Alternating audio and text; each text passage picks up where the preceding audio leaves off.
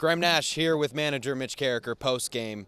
Coach, the bats started off pretty hot like they finished yesterday, but then kind of went cold. What did you see from your end? We just missed pitches tonight.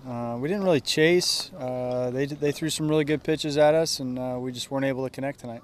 The pitching was still phenomenal. 9 strikeouts, 11 in the first game, 13 yesterday.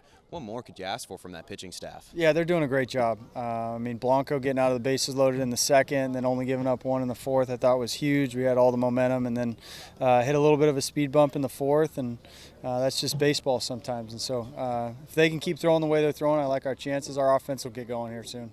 Back on the road tomorrow at Chatham. What's the message to the team before taking the road trip? Yeah, I think just get back on the horse. Continue to trust, all the work we're putting in, and trust that you're still good players, and we're going to be just fine. Thanks, Coach. Thank you.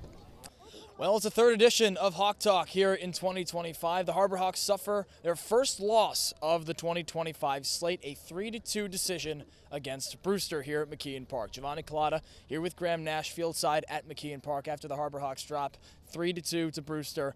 2 undefeateds go at it for the first time, Graham, and someone had to lose. Brewster's 3-0, Hyannis 2-1. The bats went cold after a couple hits early in those innings. They go from the 2nd to the 8th without putting a runner on base, and that ultimately their downfall tonight. Yeah, it was some good pitching from Brewster, but they just started to miss some things. A lot of strikeouts in those middle innings, which is not something that we've seen from this team. We talked about during the broadcast how it kind of looked like that Wareham game, just minus the walks and the hits by pitch that the gatemen gave to Hyannis. So it's not like we haven't seen this before where they haven't been able to get hits. It was just the instance of there weren't as many walks to give them the opportunities to get guys on the base pads and move it around. But this team is one of clearly the best statistically, based on the college season, in the Cape League. So no doubt that they will get back to their hitting ways. It's just a question of how quickly can they do it. It's a star-studded roster, and Graham, you mentioned the walks that those went by the wayside tonight. What, in your mind, could the Harbor Hawks hitting staff do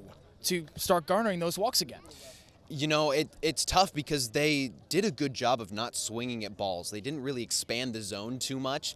They just couldn't quite locate when it was in the zone. The breaking ball was deadly tonight for a lot of hitters. So I think just being a little bit more patient, wait for your pitch, and when you see that breaking ball, just try to get on it a little bit sooner. Maybe shorten up the swing because it looked like they got really wide and started swinging really hard. I think shortening it up, that could be really helpful. And the lack of free passes, as much a testament to Brewster pitching as anything. The Whitecaps K'd 9 Harbor Hawks in the 9 innings tonight, but the pitching still delivered on Hyannis' end. They're up to 33 strikeouts in 3 games. What's been working for the Hawks pitchers, Graham? Oh, it's all been so good. They've been mixing speeds. They've been mixing height of their pitches, and it's just led to so many Ks. It's so fun to watch.